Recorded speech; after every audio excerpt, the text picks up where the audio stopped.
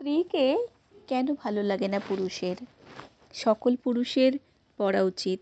আমি 100% শিওর আপনি যদি আমার এই পোস্টটি পড়েন, খুব দ্রুত আপনি আপনার ওয়াইফকে অনেক ভালোবাসবেন। আমার স্ত্রী দেখতে সুন্দর, তবু কেন জানি তাকে আর ভালো লাগে না। আমাদের বিয়ে হয়েছে 8 বছর হলো। 5 বছর বয়সী একটি কন্যা সন্তান রয়েছে। অফিস থেকে বেরিয়ে বন্ধুদের সাথে আড্ডা দিতে চলে যাই, ফিরি রাত করে। কারণ বাসায় যেতে ইচ্ছে করে না। অথচ বিয়ের শুরুর দিকে শুধুমাত্র স্ত্রীর টানেই অফিস থেকে বেরিয়ে ছুটতাম বাসার দিকে। অফিস না থাকলে সারাদিন বাসায় থাকতাম, ওকে নিয়ে ঘুরতে বেরোতাম। কী যে ভালো লাগতো তখন স্ত্রীকে। আর এখন ওর দিকে তাকাতেই ইচ্ছে করে না, কথা বলতেও ইচ্ছে করে না। আশেপাশে থাকলে খুব বিরক্ত লাগে।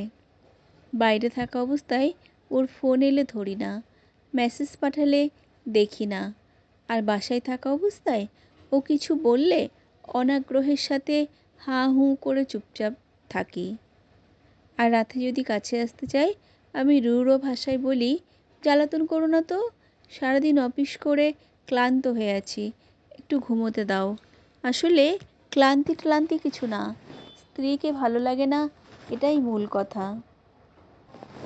কেন এমন হচ্ছে বুঝতে পারছি না। এই সমস্যা যে আমার একা হচ্ছে তা নয়। আমি আরও অনেক পুরুষের মধ্যে এই সমস্যা দেখেছি। তাদের কেউ কেউ স্ত্রীর প্রতি আগ্রহ হারিয়ে পরকীয়া করছে। আমি নিজে এখনও পরকীয়া করিনি, তবে করার দিকে এগিয়ে যাচ্ছি। কোনো পুরুষেরা একটা সময় স্ত্রীর প্রতি আগ্রহ হারিয়ে ফেলে, এটা জানার জন্য আমি যত পুরুষের সাথে কথা বলেছি তাদের সবার উত্তর ছিল এই রকম, এটাই তো স্বাভাবিক, এক জিনিস কি আর বেশি দিন ভালো লাগে? তাদের উত্তরটা আমার কাছে সঠিক মনে হয়নি। কারণ এক জিনিস বেশি দিন যদি ভালো লাগা স্বাভাবিক না হতো, তাহলে স্ত্রীদের ক্ষেত্রেও তো সেটা হতো। কিন্তু তা তো হচ্ছে না। স্ত্রীরা বিয়ের যত বছর বড়ই হোক না কেন, তারা ঠিক আগ্রহ নিয়ে স্বামীর সাথে কথা বলতে চায়, ঘুরতে যেতে চায়, মিলিত হতে চায়। একটা সময় আমার মনে হলো, এটা কি কোনো পুরুষের মানসিক সমস্যা? ডাক্তার দেখালে কি ভালো হয়ে যাবে? আমি দ্বিধাদ্বন্দ্বিতভাবে একদিন গোপনে এক মানসিক ডাক্তারের কাছে গেলাম।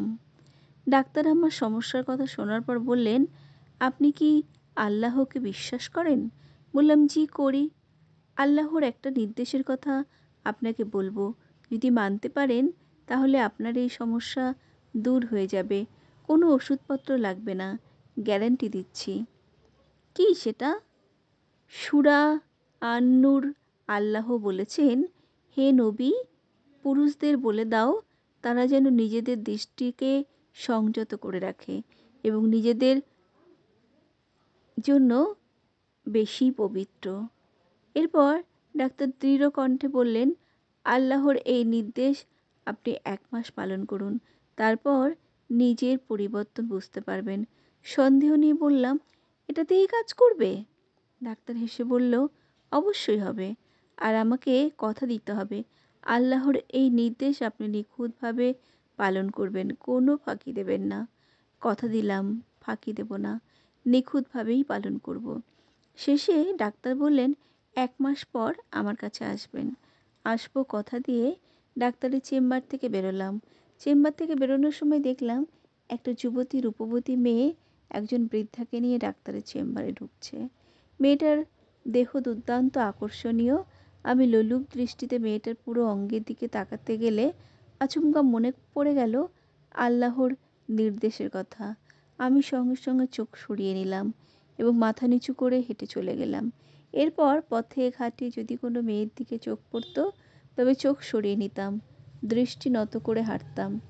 এভাবে 2 দিন যাওয়ার পর অনুভব করলাম নারীর শরীর দেখার জন্য ভেতরে অস্থিরতা তৈরি হয়েছে। কিন্তু তখনও স্ত্রীর প্রতি টান বোধ করিনি। অস্থিরতা দূর করার জন্য মোবাইল হাতে নিলাম এবং পর্নো দেখার সিদ্ধান্ত নিলাম। তারপর নিজেকে শীতল রাখবো এই ভাবলাম। গুগলে পর্ন ওয়েবসাইটের নাম লিখে সার্চ করার মুহূর্তেই আল্লাহের নির্দেশে সেই কথাগুলো মনে পড়ে গেল। সাথে সাথে সিদ্ধান্ত পরিবর্তন করলাম। এবং মোবাইল রেখে দিলাম। এর পরদিনের কথা বলি। আপনাদের বলেছিলাম না, আমি পরকীয়া না করলেও পরকীয়ার দিকে এগিয়ে যাচ্ছি? ঘটনাটা হলো, আমার এক বন্ধুর পরিচিত এক মেয়ের সাথে গোপনে একটা সম্পর্ক গড়ে উঠতে শুরু করছে। মেয়েটি প্রবল সুন্দর। কয়েকদিনের মধ্যেই তার সাথে ঠিক করেছিলাম কক্সবাজার থেকে ঘুরে আসব। আমি যে বিবাহিত এটা মেয়েটাকে বলিনি। সেই মেয়েটি ওই দিন সন্ধ্যায় আমাকে ফোন দিল। আমি তখন অফিস থেকে বেরিয়েছি। ওর ফোন দেখে খুশিতে মনটা ভরে উঠল। কিন্তু ফোনটা ধরার সময় মনে পড়ে গেল আল্লাহর নির্দেশের কথা। তৎক্ষণাৎ মনটাকে শক্ত করলাম এবং ফোনটাকে ধরলাম না। মেয়েটা যতবারই ফোন দিল ধরলাম না। এইভাবে দৃষ্টি সংযত রেখে এবং 15 দিন কাটানোর চেষ্টা করলাম। লক্ষ্য করলাম আমার মাথায় স্ত্রীর ভাবনা ছাড়া আর কিছুই কাজ করছে না। সেদিন অফিস থেকে বেরিয়ে বন্ধুদের আড্ডায় না গিয়ে উন্মাদের মতো ছুটলাম বাসার দিকে। বাসায় ঢুকে ব্যাকুল হয়ে ডাকলাম, এশা, কোথায় তুমি? স্ত্রী তখন রান্নাঘরে ছিল। আমার চিৎকার শুনে দৌড়ে এলো, কারণ স্ত্রীর নাম ধরে বহুদিন ডাকিনি। ও আশ্চর্য হয়ে বলল, কি হয়েছে তোমার? ডাকছো কেন? সে কথার জবাব না দিয়ে কাঁধ থেকে অফিসের ব্যাগটা ছুঁড়ে ফেলে দিয়ে স্ত্রী ছট করে পাজা করে তুলে নিলাম। সেই বিয়ের শুরুর দিকে যেমন করতাম। সে ততক্ষণে আমার উদ্দেশ্য বুঝে গেছে। স্ত্রীকে পাজা কোলে করে রুমে যেতে যেতে আচ্ছন্ন স্বরে বলতে লাগলাম, ভালোবাসি এশা, ভালোবাসি। পরদিন ডাক্তারের কাছে গেলাম। ডাক্তার বললেন, এখনও তো 1 মাস পার হয়নি। হেসে বললাম, সমস্যা দূর হয়ে গেছে। আমি এখন বুঝতে পেরেছি কেন পুরুষেরা স্ত্রীর প্রতি আগ্রহ হারিয়ে ফেলে। অতীতের ভুল আর কখনো করব না। ডাক্তার বললেন, স্বাগতম আপনাকে। আপনার সংসারের জন্য আন্তরিক শুভকামনা রইল। ডাক্তারের চেম্বার থেকে বেরিয়ে আকাশের দিকে তাকিয়ে খুশি আল গলায় বললাম, ধন্যবাদ আল্লাহ, আপনাকে অনেক ধন্যবাদ। আমার মনে হয় এই সমস্যাটা শুধু আমার না, আমাদের দেশের প্রায় 90% পুরুষের হয়। আমি আমার নিজের লাইফটা শেয়ার করলাম। আপনাদের কারোর লাইফে যদি এমনটা হয়ে থাকে অবশ্যই কমেন্ট করে জানাতে পারেন। সংগৃহীত, আমি কণ্ঠে সুমিত্রা হালদার।